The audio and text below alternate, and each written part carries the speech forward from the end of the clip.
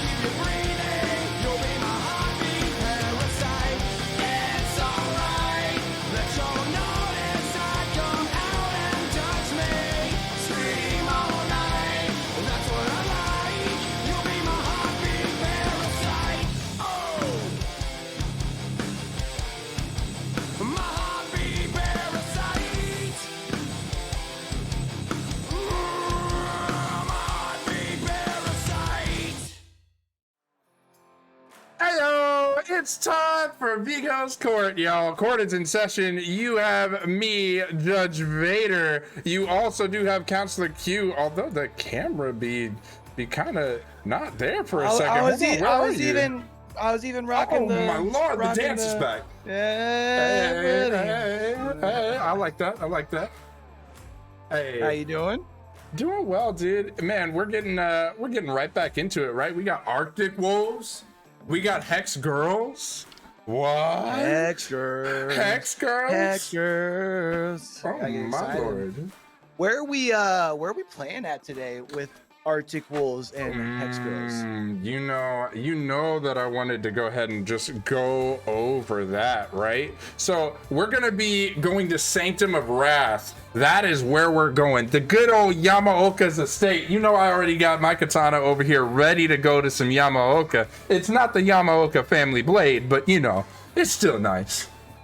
I like Sanctum of Wrath, especially because it gives you a very symmetrical map, right? Like, it's very consistent.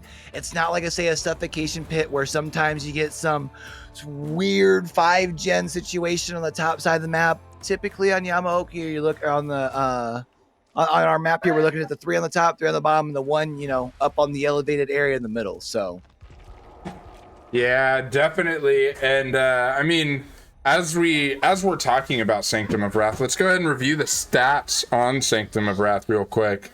So going over to that, Yamaoka's it's got a pretty good sized map for this Sanctum of Wrath. Pretty average. With a 6-hook minimum and 11-hook maximum, it does have less hooks than some of the other maps in other realms. So our killer is definitely gonna have to be kind of choosy with where they hook people, because it could end up costing some wiggle if the survivors consume some hooks. I know we had seen that happen on Suffocation Pit during the finals to Arctic Wolves. The survivors went to the corner and there was no hook anywhere near, and so our poor killer. A couple times. Yeah. So definitely something to look at and watch for our survivors here. Man, this hat's getting a little hot, Q. I don't know. I might have to take this mask off before too long. Wait, mask off? Mask off. Like Tech 9? I'm pretty sure that was Future. I know. I'm fucking with you, bro. Oh, all right. I just had to make sure. I wanted to see if I can get you to go like, yeah, and be like, bro, please don't. No. So I got a question for you. Yeah. On a map like what we're looking at here, with, you know, again, the kind of the setup, is this where we kind of talked about on our map earlier, is this where you kind of start seeing some of your S tier killers come out, or do you think because you can usually play into a 3-gen, is this maybe where you try out one of your more like your less typical like M1 killers? No, I think you definitely bring an S tier out 100%. And definitely we're gonna see Hex Girls actually killing first, right? So they know Arctic Wolves is definitely one of the favorites to win the league right now. We haven't seen Hex Girls play in Vigos. So I think if you are Hex Girls, as much as this is a preseason match and does not hurt you if you lose the game, I think that you're coming out for a strong showing and you're bringing your strongest killer immediately, right out the gate. I think so. If you were, what killer do you think that would be then? Do you think that's more like a nurse here? Is that a blight? I mean, we saw earlier that, you know, sometimes it doesn't matter what map you're on. If you bring out one of the S tier killers like a blight on a corn map that you aren't expecting him to do on, a good killer is still going to do very, very well. But what would you think here? What would you be expecting if you're the survivors loading in right now? You know, I think that the killer likely will bring either a nurse or a blight. I don't think he brings spirit, but I could be wrong. No home field? I mean, hey, home field might be nice, but I think with I think for the first match, I don't think we see spirit because of the rework and stuff. Because this is the league favorite to win the match, right, or to win the whole league right now. I would say you're trying to bring somebody you can pretty much guarantee a 4K with, right? And so with Spirit being reworked a little bit, maybe you are iffy on whether or not to bring her. Maybe that is a last trial thing. You bring Spirit on her home field, but first trial you bring Nurse or Blight. Yeah, I feel like if I had to choose between the two, I like the idea of Nurse's ability to push right up into that top middle gen over, where I have to depend on Blight's ability to find things to bounce off of to be able to push right up into that top mid, right? So I think maybe we see a Nurse here. Nurse also has the ability to, really put pressure even across the map.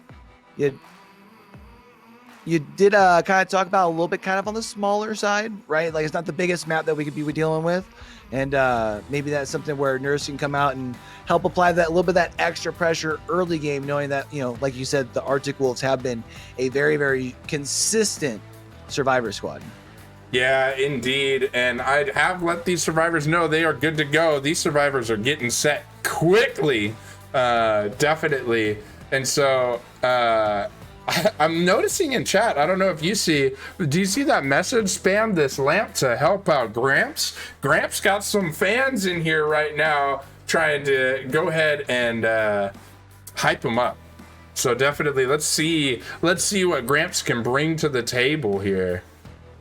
Yeah, I'm excited here. I wonder if maybe all the people that are hyping up Gramps maybe have a little bit of an idea of maybe what we should be expecting here. Maybe they can give us some spoilers in the chat. Yes, please. I want our survivors here getting ready to load in. So that means we're heading towards trial number 1 here. And this is going to be fun here. I think more I think about it, I'm thinking Nurse. And if not Nurse, I'm going to actually say not an S tier killer, but a Huntress. Okay. Hey, you know what? Just because, let's go ahead and nominate a high five. This is the last match of the night. It's been a pleasure hosting all day and having Shep and your boy Q here. And I haven't done a high five with your boy Q yet. So, all right, you ready? 1. I'm always ready. 2. Hey. 3. Hey, bow. Look at that. That was nice. That was real nice. And guys, we do have all the offerings we need. So let's go ahead and review some killer rules. See how these killers can score them valuable points. So, of course, by those valuable points, I do mean hooks. First and second hook being 1 and 2 points respectively. That third hook being 3 points. Progressions being worth 1 less point, of course. But if you are a slug god, get those 7th and 8th progressions and get a point each for those. If you do get a 4K, that is worth 2 points. And if you get an entity kill, such as endgame collapse, that is going to be worth the corresponding hook plus the progressions. It's great. So the only way you don't score points off that would be if somebody bleeds out. That's equal to 0 points. That gives us 30 points total available on the killer side. And our killer is ready to get into this match right now. And I've got to go ahead and say, my man, your boy Q was right. We see a Huntress from the Gramps right here.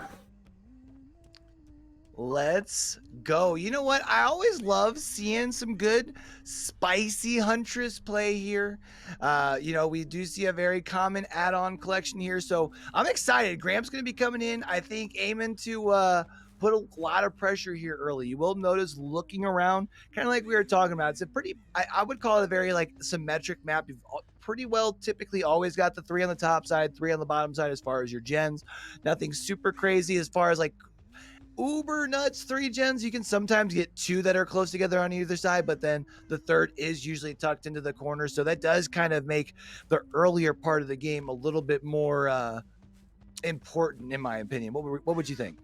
Yeah, I definitely would say, especially with where the corrupt zone is, making sure that none of these mid-gens kind of get popped here, super important. But if you can get an early chase and get an early down and hook them towards the center, I think that really bodes well. Split the map in half. I like the idea here. It looks like Arctic Wolves might be playing this a little bit slow, hanging out on the corrupt side of the map. We have located the Nia, who actually looks like might have just accumulated a couple of crows even. I always like this idea, especially whenever you can get it to pay out, right? Hiding more in the corrupt side, because as you can see here, we've got about 20 seconds now left in the corrupt intervention, and we're only just now getting into our first chase. Now, it is going to be two very, very confident hatchet throws, as you can see, and we are now down onto the ground here. But that means now with the hook number one here pretty much at the same time, all 7 gens will now be into play. Yeah, indeed. And it looks like those survivors were all in that corner. I don't know if you noticed, but it appeared that nobody really moved from that corner until the first survivor got seen, and then everybody went to go hop on gens. So that still bodes pretty well for the killer, because not a lot of progress has been put on gens until really about 25-30 seconds ago. So definitely could see a gen probably be complete here in the next 30-ish seconds, but you can probably do quite a bit of pressuring until then. Yeah, now here is going to be the good news is you do see that Claudette is going to be able to pull the aggro of the Huntress into the corner here. Unfortunately, getting caught up onto the rock.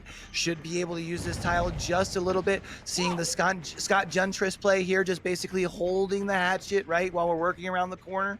We do see that save coming in on the top there in the middle. That's also going to be very big. We see only one more hatchet left. One hatchet in a dream.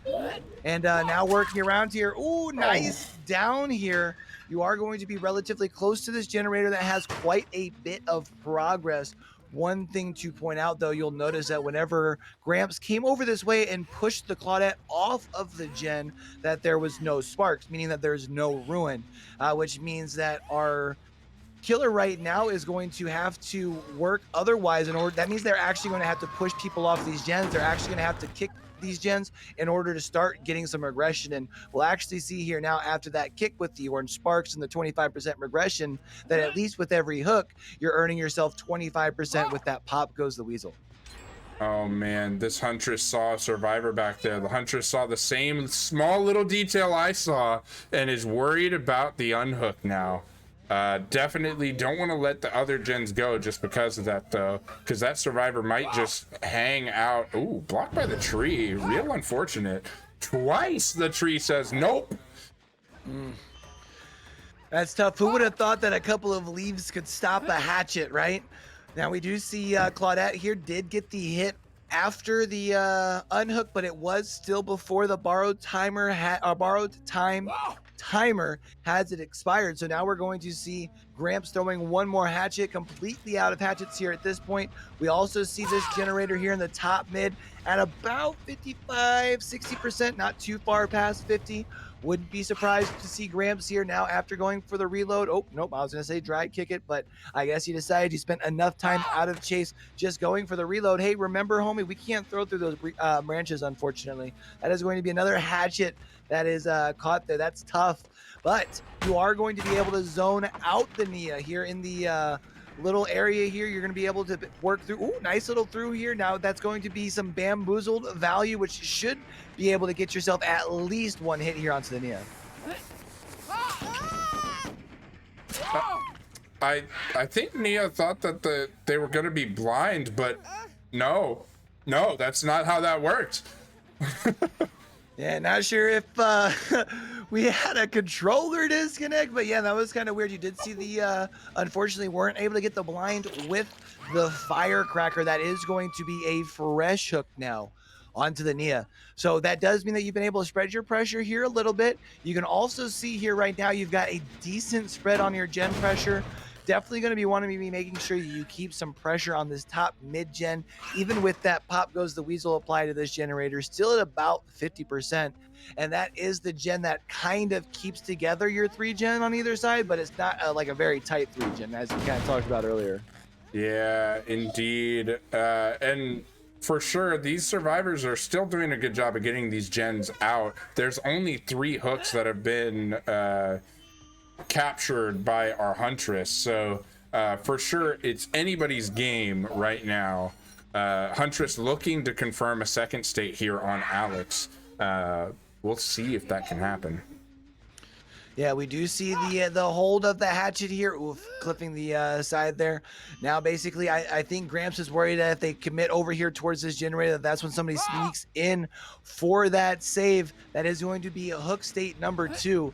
Now, keep in mind, though, with hook state number 2 coming in, that does mean now, since the Arctic Wolves have already taken the time to leave this survivor up here, that we could see them even leave the survivor hanging longer, trying to get a 3rd gen complete before maybe even moving in for a 2-person save to try and get the safe save. That way you can keep this 4v1 intact as long as possible. Indeed, and we do see 2 survivors here, because we saw Jake here, and I wanted to say we saw Nancy as well earlier. So we know that survivors are over here. Yeah, the only tough thing though is, especially against a huntress that, is very adept with their aim, you kind of hate running at them, right? When they've already got some hatchets, even though they didn't know that. Obviously, we can see here Gramps is now out of hatchets, needs to go for the reload, but I'm going to be interested to see how that pays off. I mean, that's a survivor that you let sit up onto onto the hook there for 160 seconds or 120 seconds, sorry, and wasn't able to get like a safe save or anything. Dang, and I think that's unfortunate. I don't think they meant to drop Shack Pallet. I think they probably meant to do something else and ended up dropping Shack Pallet. So Shack Pallet out of play without really being used for anything at all, really. Yeah, definitely a very valuable resource that you hate to give away for free, right? I mean, at least it is still Shack Pallet going down at 4 gens complete, so not feeling as bad as maybe making that mistake in the beginning part of the trial.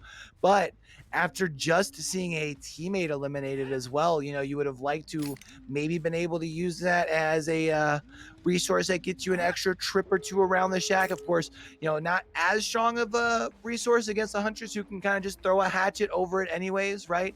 But we do see generator number 5 coming in now, and that's with only, 5 hook states so far. And we also hear a door actually on the other side here. It sounds like somebody's going for the full send, able to get the door open.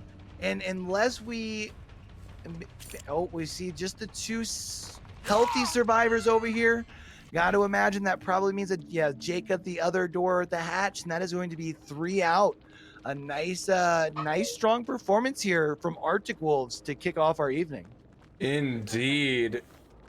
And I would go ahead and say that that Hex Gramps, Gramps ended up performing pretty well. We talked about Huntress before and how you expect probably 5 or 6 hook states, right? That's what you expect out of a Huntress. So for sure, pretty good performance.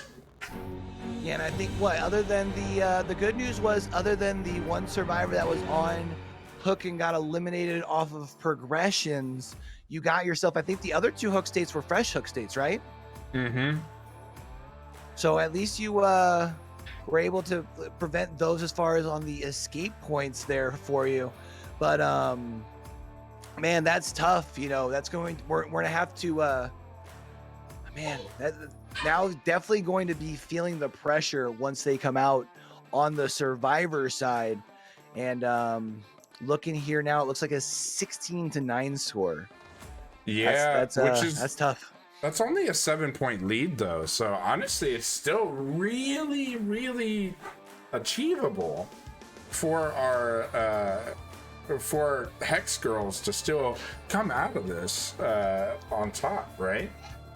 Yeah, they are going to have some rather excuse me, some rather impressive survivor games here though, because keep in mind, typically or I shouldn't say typically, just in general, there are more points available on the killer side here, so that's going to be working in Arctic Wolves' favor as far as being able to extend on that lead. So now you kind of need to get the heads together and say, hey, maybe not quite exactly the result we we're looking for in trial number 1, but let's let's get our survivors here together. We can, we can get three, 2, 3 out, maybe even get 4 out. Let's get together here and try and push back some pressure in trial number 2. Dang. Yeah, and I'm seeing in chat, apparently there's a new bug going on. So remember where we thought Heat was we thought that Heat was actually just standing there as if controller died? It sounds as if they dropped the firecracker, and the firecracker actually rendered them unable to move. So even Really? while they were on hook, unable to move camera or anything else, and so those apparently maybe a new bug to watch within Dead by Daylight. Gonna have to keep an eye on that for sure. Yeah, we'll need.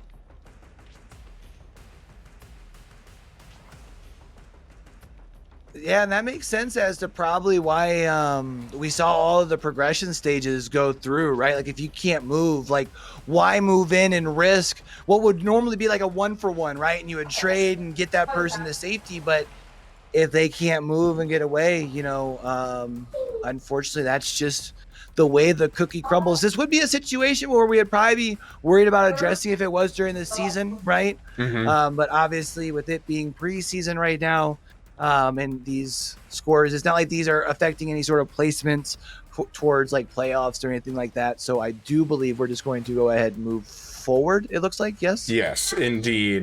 We would just go ahead and continue through, and for sure that is something we're going to have to monitor, because if that ends up That's being interesting. an issue, I hadn't heard of that. I have never seen that happen either.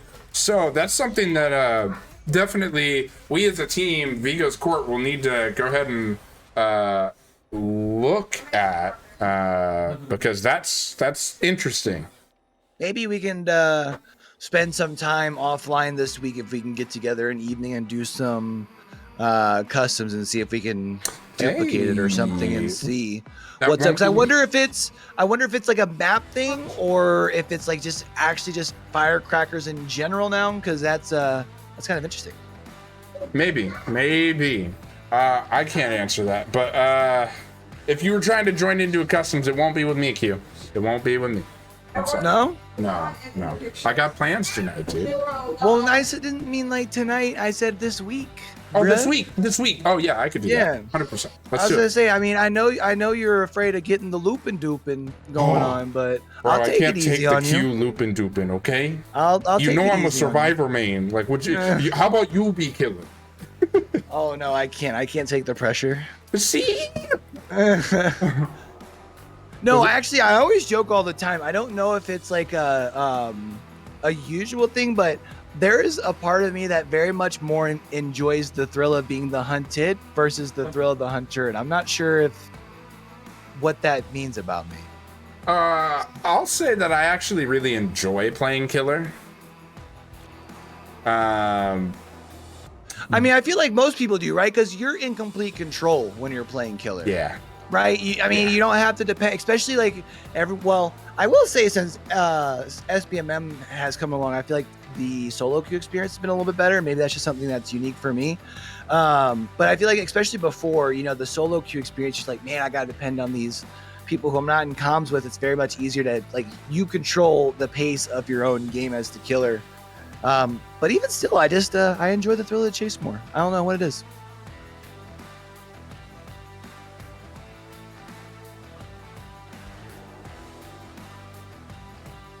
Hey. So I've got a question for you. I was kind of looking here, right? Yeah. So Arctic Wolves has generally been led on the killer side by a very prominent name, I would say, as far as in the DBD competitive field, especially on the killer side. And she's not over there for killer right now. I noticed that as well. I think that we're seeing a handing off of the killer responsibility, possibly. I remember hearing whispers that you get what I did there. I heard whispers that Wispy was just going to kind of step back and be more of a coach to Arctic Wolves and let all the players of Arctic Wolves really do it themselves. And so I think this is really a coming out party for Solar Blazer as a killer, right? Could be interesting. You gotta to see. love it. Yeah. I love seeing the fact that it's also someone that we've seen running on the Survivor side for them, right? So now they're moving into a secondary role. They've had some time to kind of sit in the under the wing and kind of take some notes. Watching Wispy as far as the competitive scene, probably also getting a lot of coaching, obviously, when it comes to just scrims and things as well. So going to be interested to see what having that knowledge, but then putting his own little flavor in on it. I'm gonna be interested to see what kind of gameplay we see here. Now, it does make me wonder if that means we can see some like remnants of Wispy in the killer picks today. Hey, maybe, but I will go ahead and note, Solar Blazer is actually the voice of Arctic Wolves that we've heard so many times, because every time we've had an interview so far, I think Solar Blazer has been the voice for Arctic Wolves during the interviews. So somebody definitely we are very familiar with here at Vigos. So really, really cool seeing that he has the opportunity to go ahead and be the killer. Yeah, and I will be interested to see. I feel like now everything's on the table, right? Like, you're bringing in a new killer. Maybe normally you would be looking at, hey, we're already up in a lead. Maybe now is when I bring out some of more like the B tier killers, but maybe since right now you're trying to get somebody some good reps, this is where you see, Nurse, Blight, Spirit, something like that come out. I disagree right now. Then here's why. I want to tell you why. So I think with only a lead of 7 points, you keep the pedal to the metal, because that is easy to have it flipped on you by some survivors with some really good play. Let's go ahead and say the survivors on the other side get a 3 out. Now you're looking at a tie game. So I think if you come with the B tier right now, you end up going, shoot. Maybe I messed up if the survivors end up escaping. Maybe I shouldn't have done that. I should have gone ahead and just kept the pedal to the metal. So disappointing, So what are you expecting to see here? I expect because I called the Huntress last round. So this is your you round totally call. did. I gotta say, if we are talking about who called what's gonna happen, that's you. That's all you, my brother. I think that you see a S tier, but hold on, wait a minute. I have to address something real quick. All right? Oh, yeah. Yeah. You ready? I think so. You think so? Did you see who popped in as a survivor real quick? Because if I'm reading that properly, it says TTV Vigos Court, but I'm pretty sure Vigos Court is right here. I mean, I thought Vigo's court was in session. Yeah, it's in session right here. So what are they doing as a survivor for Hex Girls? Is it just a big Vigo's court fan? Are they a big Vigo's court fan? Well, no. Let me go ahead and say it is indeed our own producer Rambo playing on Hex Girls right now. So let's go ahead and check the skills of our producer here. I like it. I guess that must be just kind of helping fill in so we can make sure we were able to get our matchup complete tonight. Is that right? Yeah, he's subbing in right now because otherwise they may not have had enough players to play this go round. So he went ahead and subbed in for them. Hey, you know what? Shout out to Rambo though, to make sure that we were able to at least still complete the matchup today. I think especially now seeing that this is our first time seeing just the team of Hex Girls, if I'm not mistaken, right? Indeed, it is. So we're getting to see the rest of their roster here for the first time still. They're getting to get some important reps here. And now also for Arctic Wolves, you're able to give Solar Blazer some good live reps here. So huge shout out to Rambo for doing what I think the comp scene's all about, and kind of we're all coming together, playing a game that we enjoy. We're playing it at a high level, and getting together and doing it the right way. And you absolutely love to see it.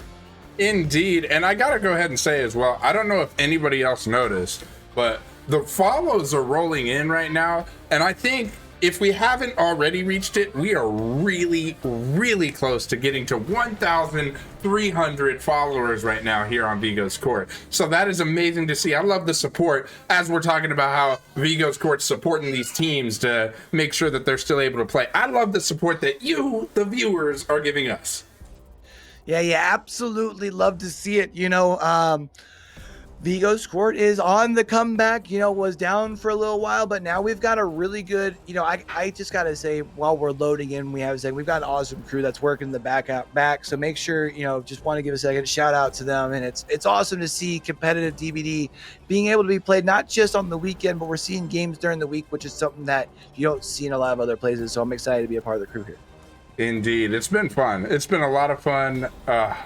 And I don't think we're about to load in because I just got confirmation in the chat between the two teams. Somebody just lost power. Man. Wow, man. Talk about who flipped the breaker? The Greek tragedy, anything that will, right? No, I was going a different direction. I was gonna say this could be pretty scary, but isn't that how the horror movie starts? Somebody has flipped the breaker, like the power all goes out. It is the night before Halloween, y'all. Oh man. Oh boy. Now you do see the loading screen coming in rather quick, so we'll probably end up getting bounced back to the lobby here. Error 500. Here it comes. But hopefully our player is able to get back up and running. They said they'll be back on in 2 seconds. Just got confirmation. Oh, so it was just a very quick brownout. Break yeah, it was like everything in the house goes boom and then comes back. Must be storming. I've So it was the whole house, or was it just the computer? The only reason I asked if it was just the computer is I was going to see if maybe that would give us a clue of what the killer is, because I don't know about you, but I feel like every time I load into a trial and it's a twins, my computer just seems to automatically alt F4. So I wasn't sure if maybe that was giving away a hint that maybe we were seeing a twins in the game. I wasn't really sure, but no, it DC'd before they even got to see, because it was as soon as we were going to the loading screen, offerings were still up, and I started seeing the messages rolling in oh no, I lost power, and then everybody's like, oh no, that's a reset. So yeah, big rip. So that will be a no fault reset, though, of course.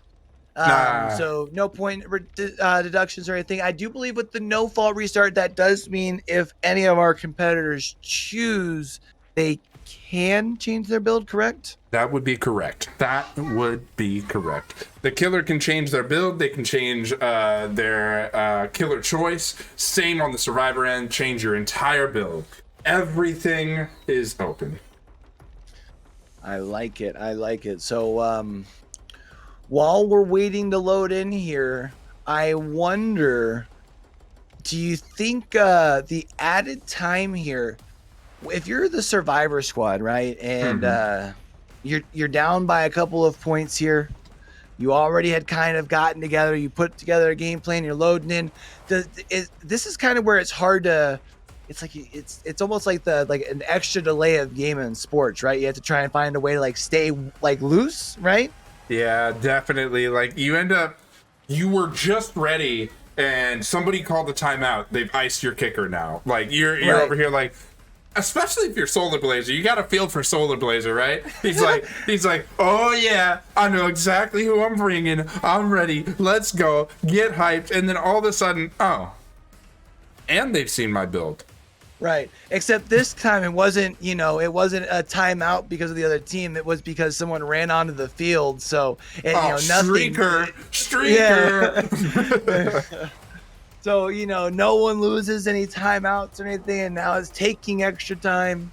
But in all seriousness, I did want to say, I know, especially with it being the day before Halloween, there's a lot of people who have plans and things. So big shout out to all of our competitors and all of our matchups today, taking time to come together, kind of like we were talking about, have some friendly competitive games and just kind of hang out and have a blast. And especially now at this point, I know out here on the East Coast, we're rolling in at 9:30. If we have anybody, across the pond. It's like super early in the morning, so we appreciate y'all hanging out.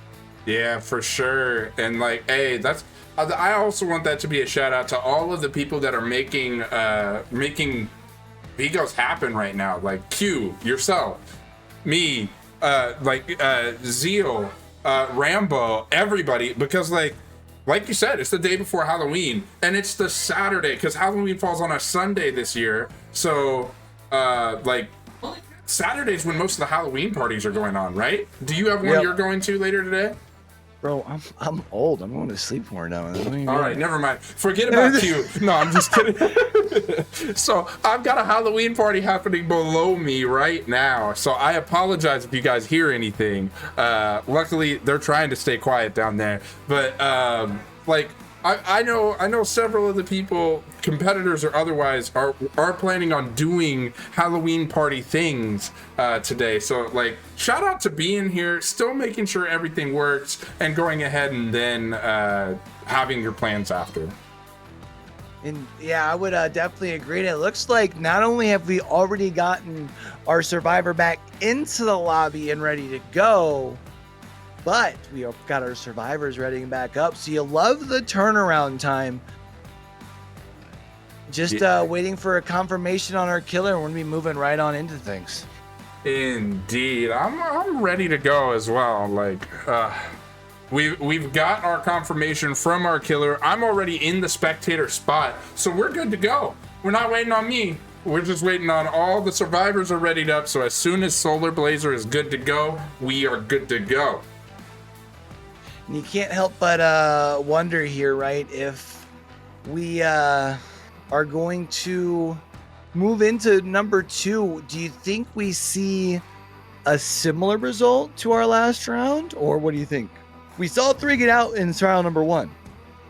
I think that we see a 2 out here. Okay. I think a 2 out. 2 out, like 7, 8 hooks. 10 hook, 2 out. I'm feeling that. I like that. That means it's gonna be a busy game. It's gonna be a really busy game. I have faith in Solar Blazer. I think these survivors, though, as well. I've got faith in them as well. But let's go ahead and review. How can these survivors score points? So the way they're going to be scoring points, of course, is by those gens. So the first and second gen are 1 point each. Third and fourth are 2 points each. Fifth gen is a whopping 3 points. But even that is small in comparison to those escapes. 1 and 2 points available for the first and second escape. But the third and fourth escape come in at 4 and 6 points respectively. Very valuable. Escape with 2 or more hook stages remaining, and you get an extra point. So that's definitely great. Spread those hook points out. You don't want somebody getting hooked twice. So 26 points available for our survivors, and we are almost ready to load right in. And hey, Q, I know we already said it before, but you know who I'm going to be watching, right? The killer? TTV Vigos Court. That's who I'm going to be watching, all right? I got to go ahead and see the performance of our producer here, okay?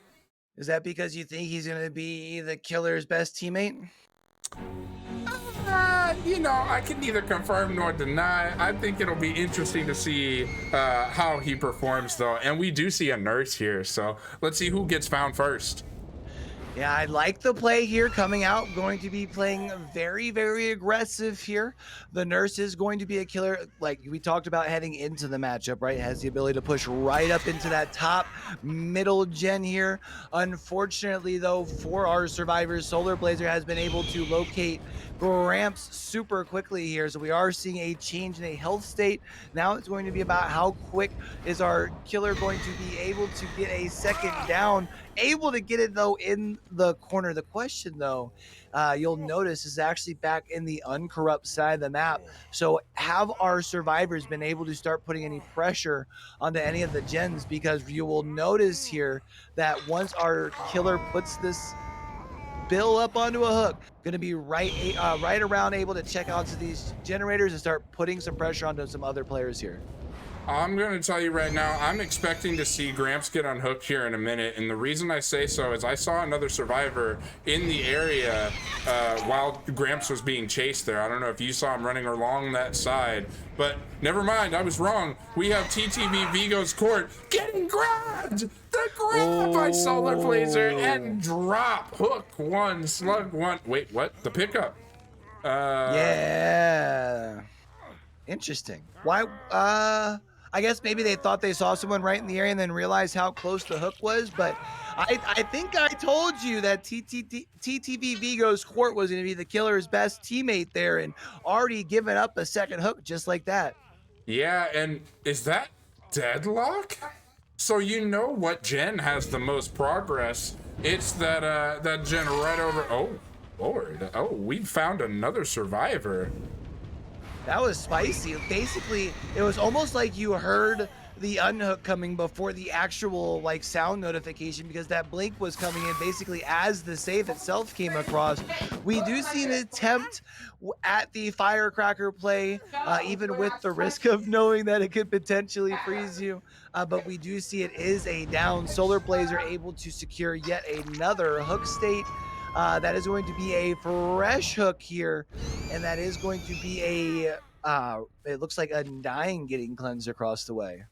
Indeed, and something to kind of look at. We do still have Ruin up, it appears there, because Solar Blazer never kicked that gen, but kind of interesting to see Ruin and Deadlock, don't you think? Because Deadlock actually blocks Ruin from happening. Yeah, you know, I think that's a very good point. I think the thought process was the Deadlock of adding some additional slowdown once you lose the Ruin Undying, because anybody who has either played comp or really just played killer in general knows the very sporadic RNG, right?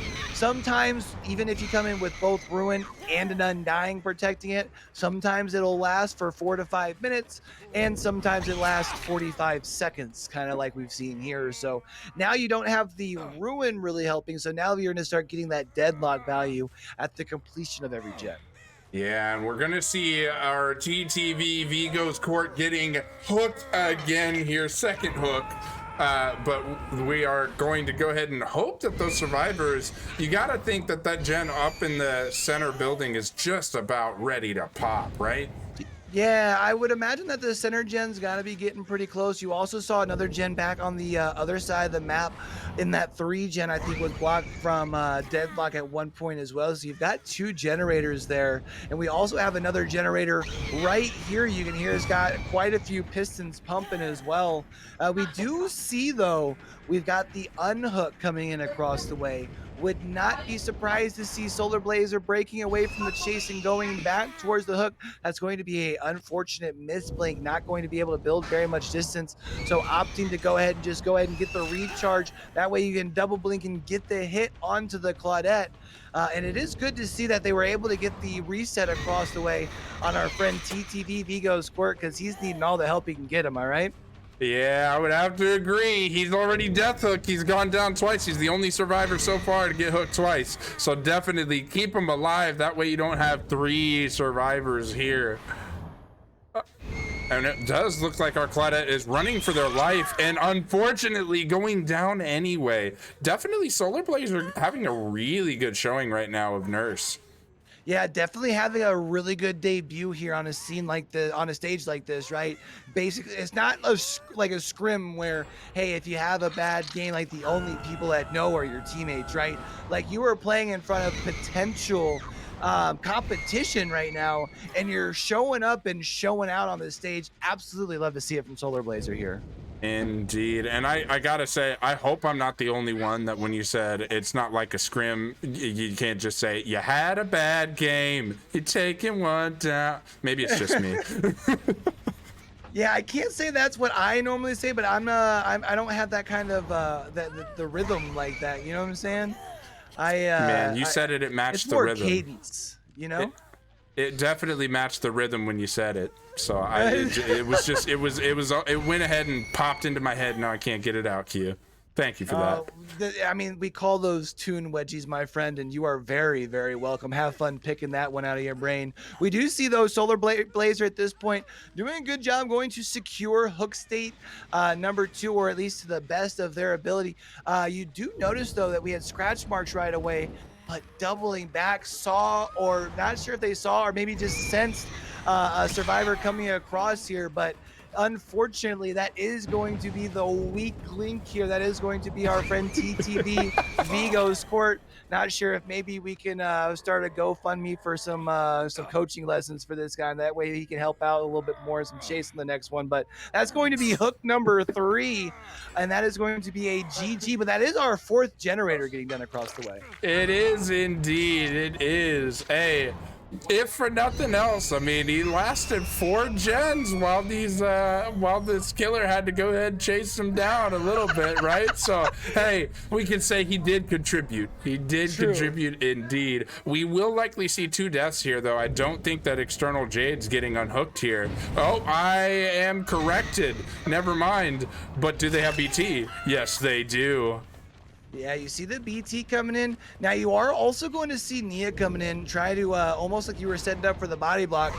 Of course, the one problem is when you're going against the nurse has the ability to just blink right through a body block and still apply that hit. Ooh, nice little double blink there. Oh, but with the adrenaline play there, thanks to the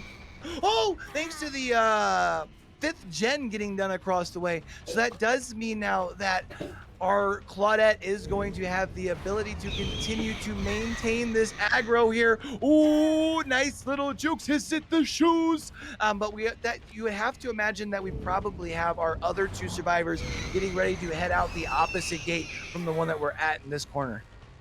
Yeah, indeed. And, you know, I would say those jukes were just real choice from our Claudette here. What do you call it when you juke a nurse, though? Because she's floating, right? You can't say breaking ankles. Can I get back to you on that? All right, yeah, no, that's fine. Well, we do see across the way, though, we got the door open, and I think this may actually, there's 2 out. That means the only one that's left is Gramps, and that's a 3 out here. So that does mean that even with having to carry TTV Vigo's court there, able to do a very good job of matching the performance of Arctic Wolf survivors. Indeed. Look at that. Hey, that adrenaline play also, I gotta go ahead and say, that was what was clutch, because otherwise we're looking at a 2K 2 out, right? Yeah, that adrenaline play was nice. And we actually might have been looking at 3K territory if the adrenaline play didn't happen, because that was a death hook survivor. Yeah, you're death hook, and then you're already by a door too, right? So then at that point, and you saw the doors were relatively close, so things would have gotten spicy had it not been for the adrenaline there 100%. Yeah, I agree. And definitely that leaves us with a score of 33-27. How crazy is this? It's super close. Yeah, we're now bringing that score back in here. You know, we did see they did a pretty good job here in our very first. That's got to help build the confidence, right? Like, you don't see the preferred performance in round number 1. You're like, all right, we got to at least try our best to bring this back in. Now you've been able to cut into it a little bit. Now you're talking about only a 6-point lead. And now you're like, you know what? If I can go out, cut into this lead a little bit more, set my killer up, because I know that there is potential for more points on the killer side. That way we can set him up to be able to bring it home in trial number 4. I would have to agree indeed. So definitely we do see, we are going to see Solar Blazer kill again. So we did see an S tier nurse to set the tone. Who do you think gets brought this time? Oh, you know, that's a good question. I think if Solar Blazer is still playing here, wouldn't be surprised to see another stronger killer come out. With that being said, I don't think you see Spirit come out, because I would imagine with the changes here recently, probably not the killer that you have the best grip of, at least not quite yet. Also because you are still in a relatively close game here. Maybe a Blight, but if I had to guess, we're probably looking at a Huntress coming out here, I think. You think so? Yeah, because Huntress has the ability to give you some extra control if you need to. We kind of saw how the Killer in trial number one was able to kind of oversee one hook while also being able to put pressure on that top mid gen at the same time. I think that's a valuable asset for somebody who, especially if you once you've kind of figured out your aim on Huntress, to be able to kind of put pressure on multiple areas at once. Hmm. What about you? What were you thinking? I actually was gonna say I still think I actually think Huntress, or not Huntress, I think Spirit is actually a good pick here. I know after rework and everything else, but something I want to note about Sanctum of Wrath, there's less pallets on it than on other maps in a lot of cases. That's true. And That's so, true. And there's the couple of pallets you get. Sometimes you get quite a few of the only filler pallets, Yeah. not strong pallets. Yeah, exactly. And I think that you can make a lot of use from Spirit phasing to a location like in the middle, if that makes sense. Like not necessarily all the way to the pallet. And because she has that slight lunge after coming out of phase, it's almost like a wraith coming out of a cloak, being able to still get that hit and make that distance. So I think Spirit actually is the play that I would think, but maybe I'm wrong. I won't say that I've been right every time, because I definitely have. All right, does look like we have got both sides are confirmed, ready to roll. We do see the survivors here starting to ready up in true fashion there. I guess Vigo's court, our TTV Vigo's court was first to ready up, which is kind of funny because if I was a bet man, I think he would be the first one to be out of this trial too. So, but we're gonna go ahead and move into trial number 3. Sorry, I can't help it when the boss is Hey. when the boss is a available target. You got to take your shots. These things don't happen every day. So let's move into trial number 3 here. What you got for us? Hey, I was gonna say if there wasn't already a prediction up for who would win round 3, I would say the prediction needs to be will TTV Vigo's court die first. That was gonna be the prediction I wanted to see, but I don't get to have that. Unfortunate, but I think that we will see we'll see a little bit of settling in by Solar Blazer here, because 100% I would say that we saw a Solar Blazer that was kind of indecisive at times, like picking up the survivor, dropping them, picking them up again. Also, if you notice, the very first hook, deciding, I think I'm gonna go for this hook. No, over here. No, wait, I'm gonna go back over here. So yeah, some of that may just kind of be first kind of live event, sort of deal, kind of getting the jitters out. And I think now we're going to be moving into, this is trial number 3, but now this is going to be their second trial here. So not going to, wouldn't be surprised to see a little bit more decisiveness out of Solar Blazer. And I do got to say, for first game, even though, some might say, hey, it was just a 1K, we still saw a very good performance from Solar Blazer for game number 1. Interesting, though, we had that crash earlier that I was talking about, but apparently it wasn't because a Twins player was coming out. That's weird, because my game always all F4s whenever I'm playing. I don't know. That's kind of weird. But we do see Victor now coming out, now pushing pressure over here, and now you'll be able to push the pressure. We do see the sparks coming from that gen across the map there, meaning that we are going to be looking at not only that corrupt intervention that we typically see, but we are going to be looking at a little bit of ruin here as well. Indeed, and you love to see it if you are cheering for Arctic Wolves here, seeing that Ruin is up and that you've got Victor on a survivor early, and we see another survivor in the area with Killer Instinct. So definitely want to see, I don't know, in my opinion, I kind of want to see him pressure the other survivor instead of chasing the survivor that has Victor attached. Yeah, but you do like the idea of go ahead and establishing a little bit of presence early here, right? Now you do have that Ruin getting broken across the way. We're going to see first hook coming in here.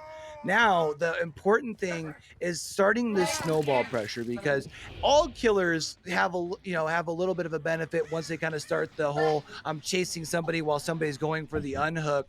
But the twins really have the ability to flex once you get multiple survivors into that injured status. And now you have the opportunity to do that. We're going to be looking for, oh, you found yourself a Nia who is now trapped inside a locker. Very good awareness by Solar Blazer, though, turning around and locating a Claudette at the same time. So good news is that means that your player in a locker will not be getting pulled out. Bad news is you will not be able to get the save here. Now we'll probably have to be calling in an additional survivor to help get a safe unhook. Indeed, and definitely with getting the attachment here as well, that makes it so that survivor can't help. So if you are calling in 2 survivors to try to get saved, you're looking for TTV Vigo's court and for Eero to go ahead and make the play. But we saw Eero went ahead and finished a gen, and TTV Vigo's court getting chased. And we know that External Jade can't do anything with Victor going ahead and just getting a piggyback ride. Yeah, but we do see, though, it does look like a crush had come on to Victor, as Victor was returned to Charlotte there. And since we did see a second stage forced, we are now going to see Solar Blazer bring back out the minion here in Victor and come back towards the hook. I do very much like this play with Bill being right on the edge of elimination. However, nice body block, must have to point out, from Nia there, being able to prevent the attachment, and then also having the body block coming in here. You will notice, however, now Nia has that broken status effect. This is kind of a perk that I will say, from watching more competitive Dead by Daylight, as the twins have become a more prominent picked killer. Forced Penance is a very popular pick when it comes to perks for them. Indeed. Victor going ahead and avoiding those firecrackers as well to stay up is very nice to see. Going ahead and getting the down on Gramps. And I think that should be a death if we go ahead and confirm that hook, right? As long as we are able to confirm the hook. But I think what the hope is since your survivors know the same information, you are hoping that altruism will kill, that maybe they will be the end in friends and come over and try to prevent Gramps from going up onto a third and final hook. But you will notice we do have Victor here and kind of acts as like that little sonar, right? No heartbeats in the area, meaning that there's no one around to go for the pallet save. There is no decisive strike, so that will be hook number 3, and that is going to be Gramps removed from the trial, which does mean I was wrong and it wasn't Vigo's or TTV Vigo's court that was the first removed from the trial. Yeah, TTV Vigo's court actually hasn't even been hooked yet. And I don't know where we're trying to carry to. I don't think you have the distance, twins. Maybe I'm wrong, but I'm wrong. Wow. Able to get all the way there. Yeah, that's some very, very good map awareness, right? Like, that's literally pushing your boundaries and knowing exactly how far you can go. Interesting to see the very dangerous save coming in here. Not sure if that hit, I guess, ended up hitting TTV Vigo's court, even though it definitely looked like it had hit the Claudette, who was already injured. Yeah. But we do see Claudette going down here, and that is going to be another hook up into the top mid area with only 2 generators complete. Indeed, and right now that really gives a lot of pressure on the survivors. This twins is performing very well right now, and you love to see it. Yeah, you love to see it because, twins being a killer that we have, like I said, we have started seeing kind of moving up as that first 3 after the top 3 sort of killers. But to see a killer like Solar Blazer making their, debut as a killer on the competitive scene and being able to flex like this on Charlotte, can't help but wonder what else is up the sleeves for them. Definitely. Yeah, these are pretty good killers to be bringing, but definitely wondering, do they have Doctor up their sleeve? Do they have Demo up their sleeve? What do they got? Yeah, I mean, you would have to imagine after seeing the nurse prop and knowing how strong of a killer Wispy is on your meta killers, you probably have to imagine you've got yourself a good understanding of Blight as well as even Spirit with the rework. So even if this is like the handing off of the helm, for the killer here, if this is indeed like you had mentioned potentially, slaps him with the D though, drop it, no tunnel oneels for you today. Well, unless you happen to release Victor and go right back after the same survivor. But we do see now traversing the map here, going for Claudette. There is a pallet here. Oh, gets done, stupid, and you are crushed once again. Yo, that's so sad for Victor. Victor just wanted to go ahead and jump on survivors and instead has Wood jump on him. How sad for him. And that is going to be a lock. You are going to see Victor used to lock in this survivor into the locker. I was trying to find a way to avoid saying lock twice. I just couldn't do it that quick. That is going to be a pick out of the locker here, though. And that is going to be another hook state. Really, really good pressure here by our survivors, or by our killer here. Can't help but wonder, though, if our survivors are going to be able to get a gen done. It's been a while since we've seen the Nia, and we do notice that TTV Vigo's court is fully healthy as well, and there is no progress on this middle gen. I am so smart. God. Yeah, look at that. I can't believe it. This man has the calls. He is the man with the plan. It's as if he was in the ear of the survivors right there, or in the mind of the survivors. And we see an attach on TTV Vigo's court. Not able to avoid Victor there, committing to the pallet slide. Yeah, and I really like this play by Solar Blazer here, right? You've got the attachment meaning you had a general idea of where Victor was if they had happened to be running in close for the save, meaning that the only person that could be coming in for the save was the Nia.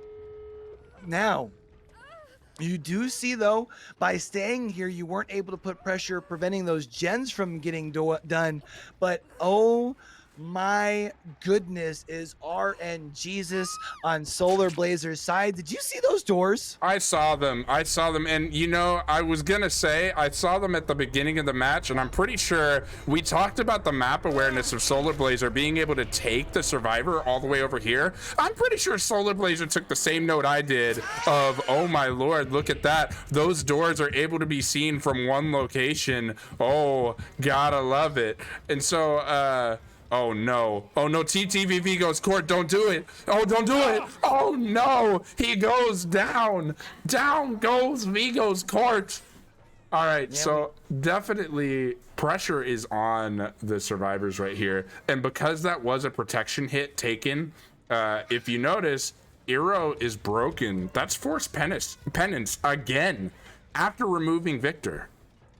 Yeah, which is very unfortunate, right? Because let's say even if you got lucky enough to find a med kit or still have the charges left on the one in your hand, and if you had gotten a safety, you couldn't use them.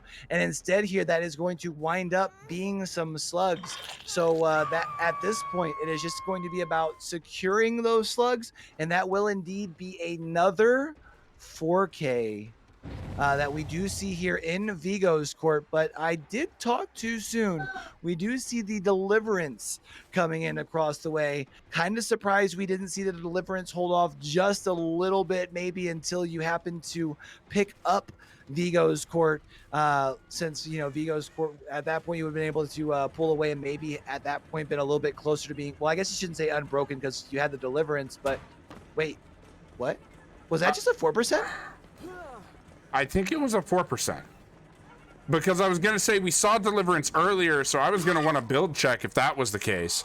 But, like, Claudette used Deliverance for sure. But seeing how fast the Broken left, that was a 4%. Wow.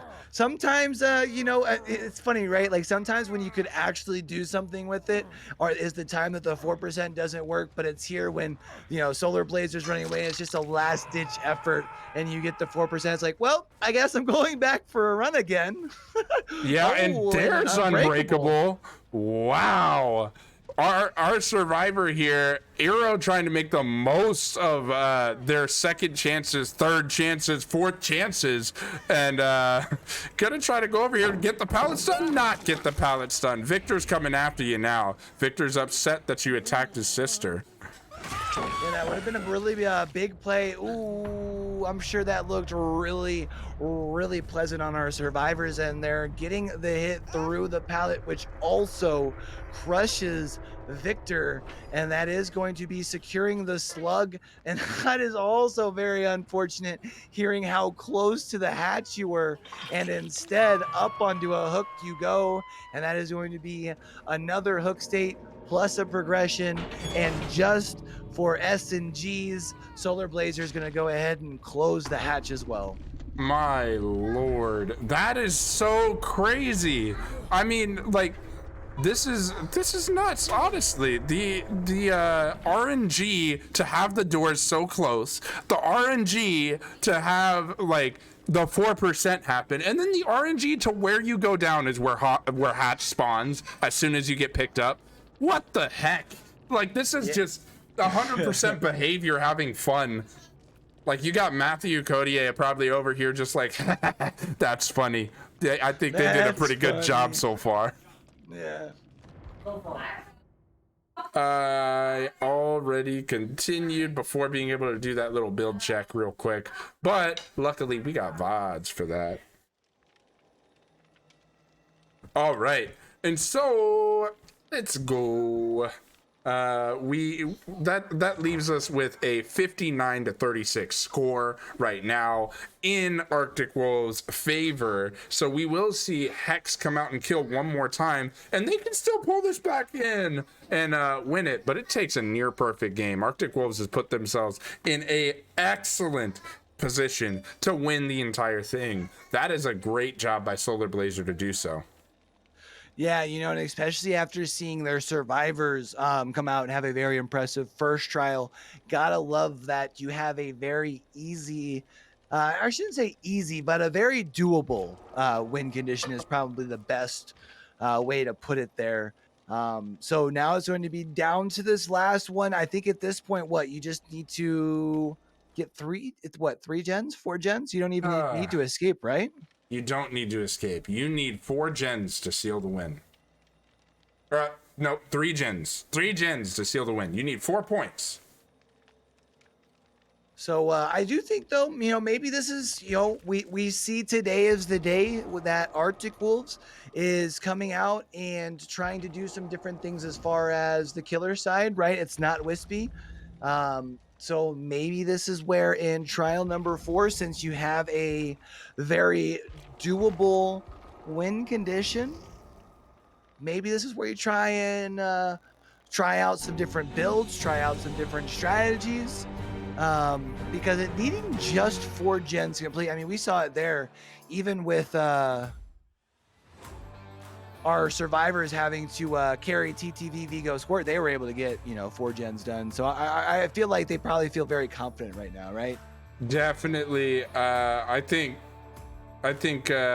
we definitely are seeing some confidence coming from Arctic Wolves here, and they could be very, very good to take this win home.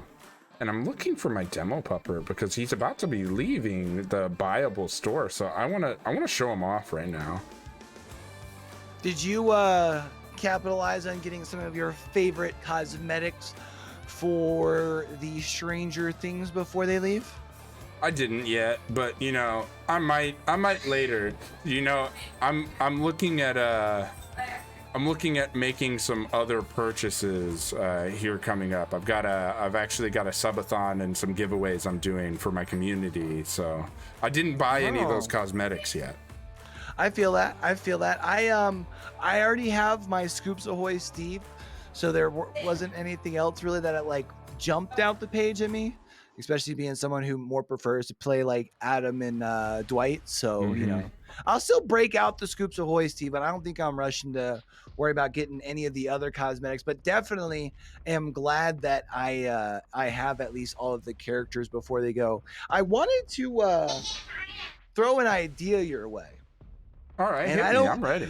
I don't think this is something that they're going to do, but you have a opportunity to have a killer that has similar tactics of the demo dog. That way you can basically replace it for people in the future to still have a killer like that, right? Mm-hmm. What if you just reskin demo dog as a werewolf?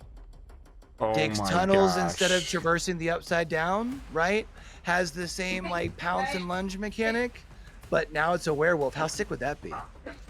Hey, so I think if you go ahead and like if you keep saying that too loud, I already told you Matthew Codier probably listening and giving us the RNG in that last game. I think you might get a job offer from Behavior here if you don't quit it. You know. I do like the idea though. You know, especially I don't know. I've always kind of seen Demo Dog as like that killer that you look at and is almost like the epitome of balance. Would you agree? Yeah, Demo is very well balanced. I would have to agree, but I would say if we're talking about a werewolf like in Dead by Daylight, I actually want to see more of like a Demon Dash ish like ability happen, you know? I want to see like you go full like dog mode and you're seeing like from lower, almost like Victor's perspective, rushing, but you can't control the turn radius as easy, and so rushing at trying to like attack a survivor. All right, I don't want to be that guy, but you said Demon Dash, running forward, not being able to control your turn radius. Isn't this Oni's power?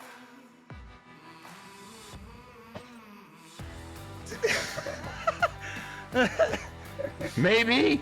What's the problem here? Oh man, I love it. So we are heading into trial 4 here. We already see our survivors starting to get ready. If you had to come out and you were looking at this very tall task, what killer are you bringing out? Well, you didn't bring out Nurse to start, right? So I'm bringing Nurse now. Yeah, either that or actually no, I take it back. Twins. Really? Yep, 4-man slug. You try to 4-man slug at 3-4 gens. Twins. That's tough, man. I know I talked about, you know, twins have kind of moved into this, you know, first 3 after the top 3 sort of in that tier list in the comp stage, but that's a tall order trying to go for the slugs there, especially you know, I mean, obviously we know the twins do very, very well when multiple people get injured, but I don't know if I feel like Arctic Wolves generally does a very good job with their coordination, so I feel like you're definitely swinging for the fences with that pick. But I like it. Let's see what we see here. I think that bringing twins is the only way that you get these survivors to group up. They've been really good at staying separated. So I think if you bring somebody like a Nurse or somebody else that you think about being able to make snowball, I don't think you get that snowball just because of all of the survivors knowing that you're trying to create a snowball and staying split up on the various corners or other sides of the map. So that's the reason I say twins. Interesting. Okay, I kind of like where your head's at.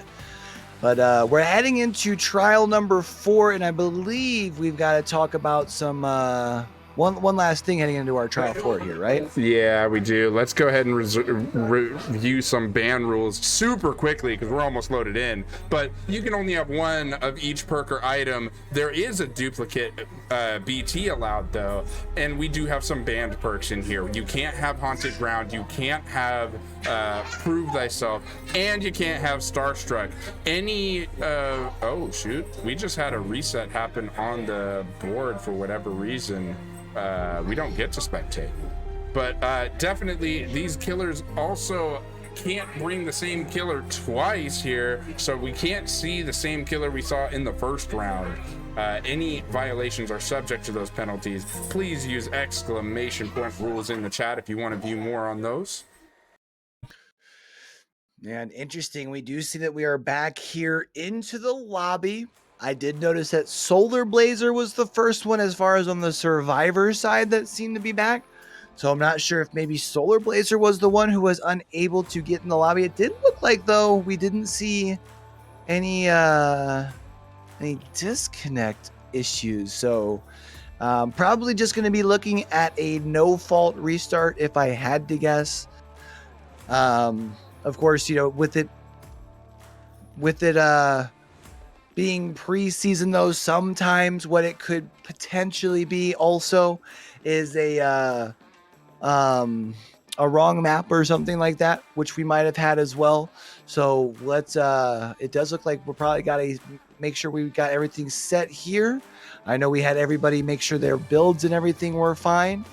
But yeah, heading into trial number 4, and we're talking about a 23-point lead. And funny, we talked about the little bit of like the icing the kicker earlier. Now almost kind of got to feel like that's working out for Hex here, right? Like you were sitting there probably like just about ready to go out and try and have a banger of a killer match. Now you're sitting here and you're just kind of waiting for everything to go back through here. So gotta have that patience though, because you need a darn near perfect game to pull this thing out here. Also, you're muted, by the way. It sounded like it was a wrong map that was set. Thank you. Sorry.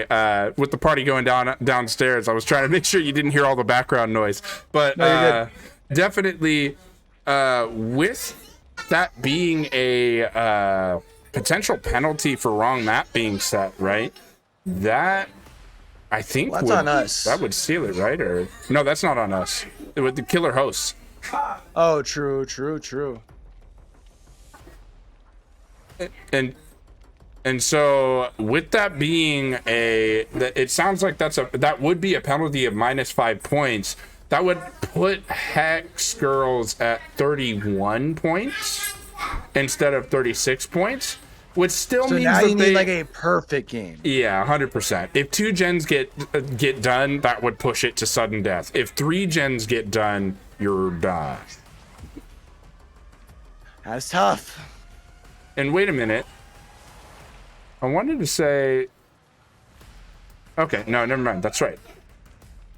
Okay, yeah. So, it's definitely going to be interesting to see from these survivors if they can clinch it, right? Also, if I could have my producer go ahead and check the rules command. It's not working in chat. I've seen several people try to view more info on the rules, and it's not quite working. If we could get just a link from the Discord to the rules posted in chat, I would greatly appreciate it. Man, cool, isn't it? It does look like we've got our survivors here readying back up. I would imagine probably by the time we get back to next week's preseason games, we will have the rules command back up and running. I know we've had some changes, so we probably just wanted to make sure we had everything ironed out before we had that command live and active here. But I do believe we should be having a link getting put down into the chat here for you shortly, if it's not already there by the time you see it with the delay there. But we do see now loading in, we see all of those beautiful offerings up. One thing I gotta say, as somebody who works in a couple of different competitive settings, sometimes when you see these smaller mistakes with, like, whether it be bringing in duplicate items, bringing in duplicate perks and stuff like that, these are some of the small things that over time can start to collect up over a tournament. So definitely want to make sure that you're using the preseason time. It's nice that you have the preseason to experience those hiccups, right? Because you're like, oh yeah, that's right, I got to make sure I'm checking my balances, and I got to make sure that we don't have any duplicates around, like you talked about only having a duplicate BT. So it sucks to experience them, but at least you got the fact that it's preseason now. So excited to see what our killer brings out here. Right, and definitely unlike some of the other teams, Hex Girls didn't get to play in the qualifiers, and so not playing in the qualifiers, they didn't get to kind of have that experience beforehand. But we do see them bringing a nurse like I was asking for, so I think it's my turn to be twins. Oh wait, you're right. Yeah, don't you try and take this from me. I said nurse, and you said twins. No, and it's your time to shine. Yeah, boy. Yeah. Now, you are going to see there, though, we do have that corrupt intervention. Interesting, though, to notice, we do have a split corrupt, which is kind of uncommon here. So we did see that we had a aura there. Going to be getting a little bit of a help. Should be trying to locate this survivor here. We are able to locate back to the opposite side over and not able to secure a hit, but we do see during the fatigue stare that we have some glowy totem in the way there. Now at this point it's going to be you got to be feeling a little bit of pressure here from Gramps. Keep in mind you need a darn near perfect game. You've got corrupt intervention has about 40 seconds, 45 seconds about on it here at about this point. Yes, you've been able to locate a survivor here now. Unfortunately, not able to get the hit since it was a 2 blinks and a swing and a miss. That does mean you are going to have a little bit longer of a cooldown, but we are able to get right back into the swing of things here. You are noticing now here 30 seconds away from that corrupt intervention being into play. You have only seen the Jake here recently, so can't help but imagine that the Claudette, the Nia, the Nancy are across the way on those uncorrupt gens trying to get the objective done. That is generator number 1 getting done. We do also see here when the survivor left from the scene here, we saw those sparks flying from the gen. That does mean that our survivors now know at this point that they are dealing with the ruin there, and we now have all of the remaining survivors left in the truck, or all the remaining generators are now up and ready to go.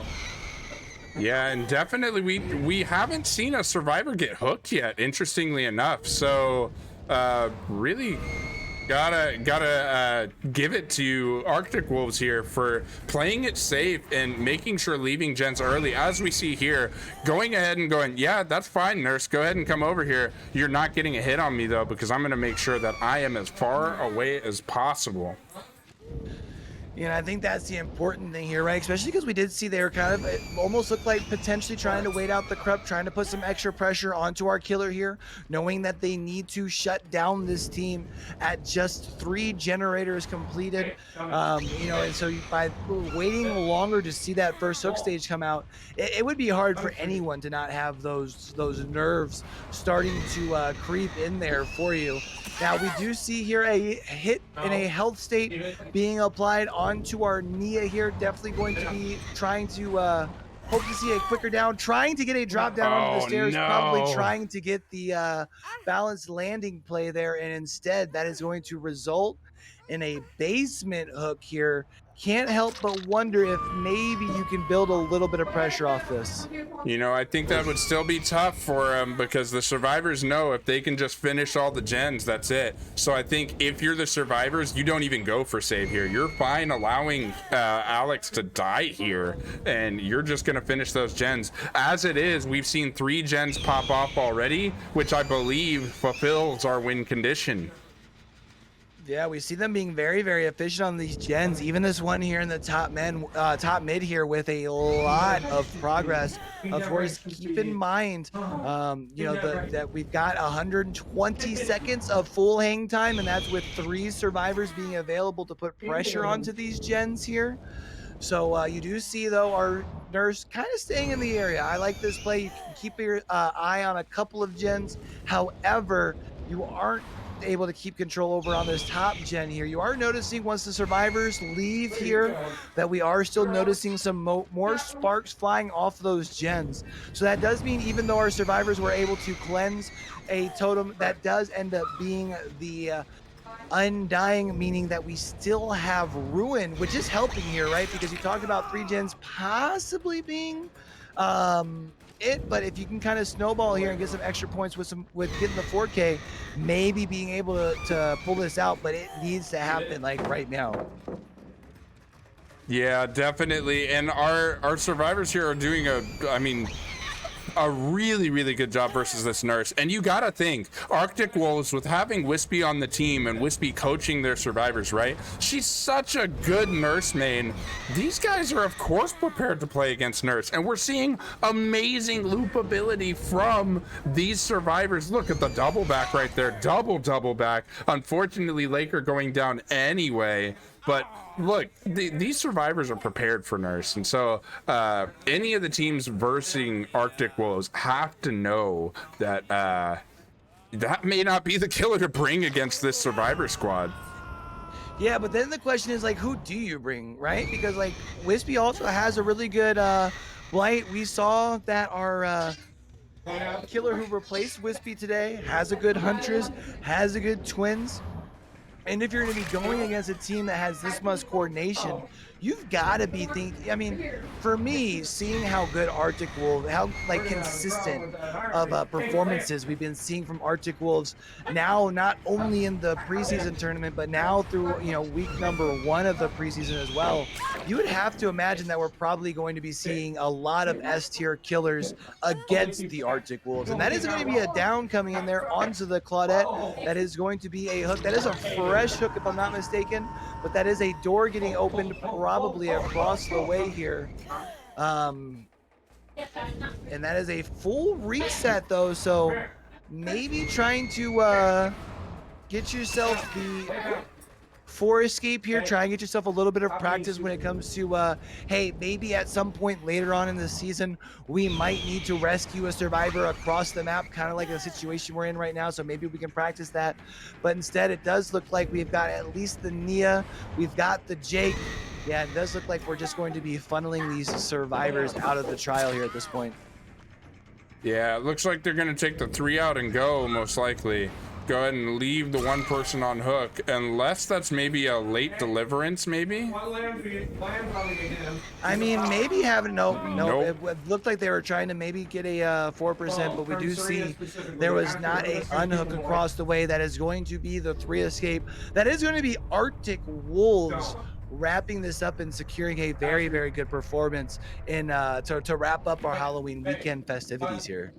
Indeed, what a match to go ahead and round it out for us. And I believe we're going to have somebody come into the interrogation room and go ahead and round out our night here for Vigo's Court. So stand by while we figure that out. But yes, we do have Arctic Wolves here, committed of murder. Good game all around to everybody involved. Definitely love to see it, right? Yeah, you love to see it, and I can't help but wonder who we're going to get coming in and join us in the interrogation room. You'd mentioned it. We have seen Solar Blazer in the interrogation room before. Wouldn't mind talking to him again, especially since he did come out and have a very strong, not just 1 killer performance, but or not just a strong debut, but back-to-back very strong trials. Definitely got you feeling good. Wouldn't mind talking to the I guess what an assumed coach role maybe at this point of Wispy, see what she thinks now, kind of sitting on the outside, getting to look in, not having as far as a competitor role today, but obviously being a very, very integral part for their team there. So gonna be interested to see who we bring into the interrogation room. Yeah, I do agree. It could be, really, it could be anybody. It looks like it will be Solar Blazer, who we have seen a few times in here. And so we'll see him yet again. We'll see the killer that has taken the gauntlet here for Arctic Wolves. So it'll be cool to go ahead and be able to ask him questions yet again. So while we get him set up, Q, go ahead and just Tell me your thoughts on this match.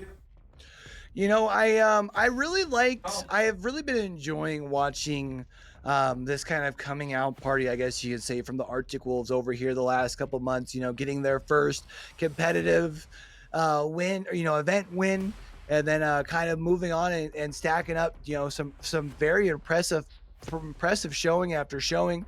And now at this point, I just gotta say it's been really watching them grow into their own team, even though obviously a part of the wolf pack, but seeing them having their own personality as well. But I do see that we've got Solar Blazer here in the interrogation room with us tonight. How are you feeling after your debut on the killer side, my friend? I'm kind of feeling proud of my first killer performance of all time. Yeah, that was really good. I gotta say, um, I called the Huntress just for the record. I thought that would be a really good, solid pick. I liked seeing the performance, but what I enjoyed more than that was seeing you bringing out the twins. Is the twins kind of like a main for you, or did you just want to kind of see something other than a typical meta killer to see how you perform on a stage like this? Believe it or not, I am indeed a twins main. I I love like twins. it. Okay. So, kind of getting to bring out your strongest feat there. Definitely saw, I was kind of wondering if you're a twins man. It had it's a very, very strong twins performance there as well. So really loving to see it. So I'm not going to ask for the official word, but this isn't going to be the last time that we're going to see you queuing up over on the killer side for your team, is it? Mm, maybe, maybe not. It depends. I'm here to learn Aw, both sides. You can't the give me the juice. vagueness. The vagueness. It hit me right here in the chest, Solar. Yo, Vader, how did you feel when you saw that I was gonna be playing killer? Hey, I was excited, buddy. I was excited. Hey, guys, for all of you that don't know, me and Solar have been getting closer and closer, kind of buddy up here. So definitely, I was excited to see that Solar was able to come out, play killer, and hey, you did great. I gotta say, you did amazing. I So- won't lie to you. I definitely was a little stressed because it was my first killer performance. I was a little under pressure, but at the end of the day, I just said it was about having fun, and I put my best foot forward. Hey, Yeah, I you love talk that about attitude making- too. Yeah, and you talk about making the debut, right? And having the pressure there. Did you feel any extra pressure when you loaded into the lobby and saw TTV Vigo's court, knowing who was playing on that profile across from you? Did you feel like maybe you needed to take it just a little easy on it? Because it definitely didn't seem like you did. I'm gonna be honest. I don't even know.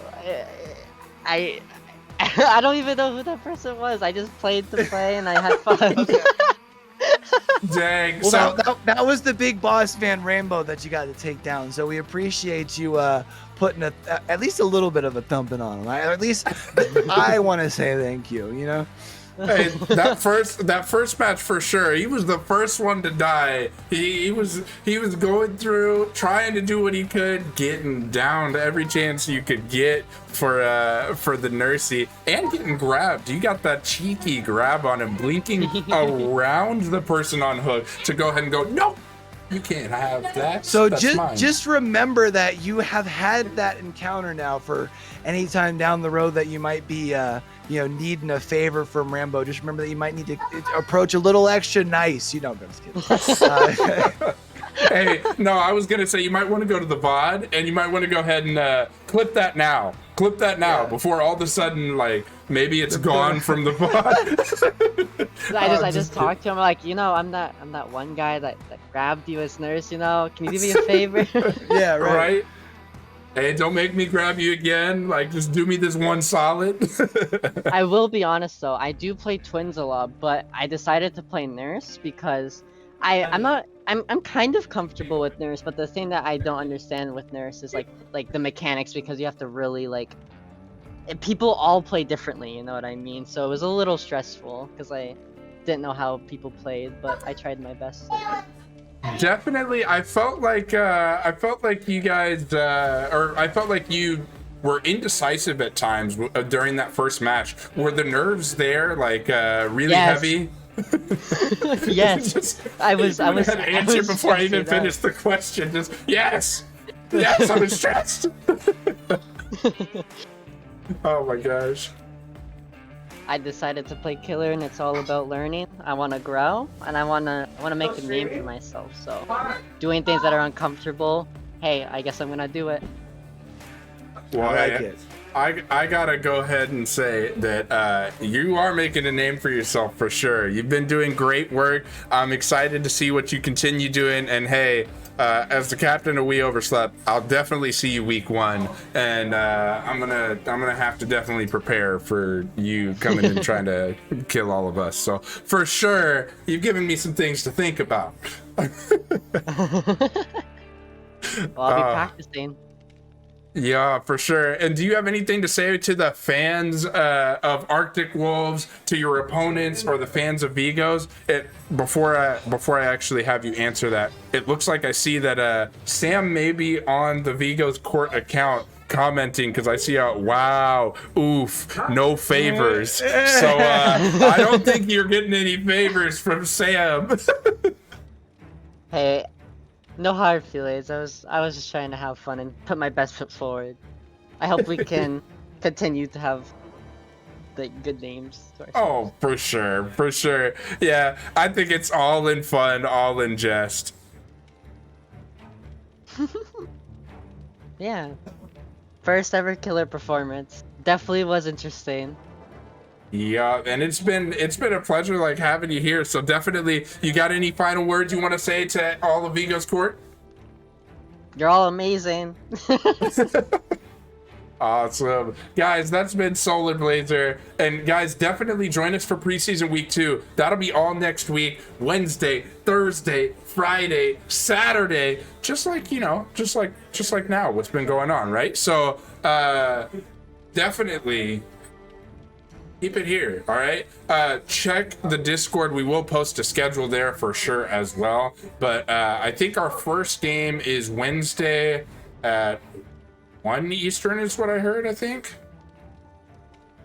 Oh, no confirmation on games yet. So we're still in scheduling. Keep an eye on the Discord and turn on your alerts. Come on, guys. I want to see the follows and hit that bell. Make sure those alerts are on so that you get notified when we go live, obviously, right? Yeah. Especially that way we can get you back here during the week, because we do know that sometimes there's a little need for some competitive DBD during the week. Not a lot of stuff going on, so feel free to come up and kick it with us here. You know what I'm saying? Oh yeah, for sure. So also, guys, by the way, do you like my new cat? is that a new cat? Really? That's our new cat. Hey, that's a nice little kitty cat right there. What's the name? Oh, I mean, it's an orange cat. We had to name him Hobbs. Oh my gosh. Perfect. All right, guys. That's all from me. That's all from Counselor Q. I've been your judge, Judge Vader.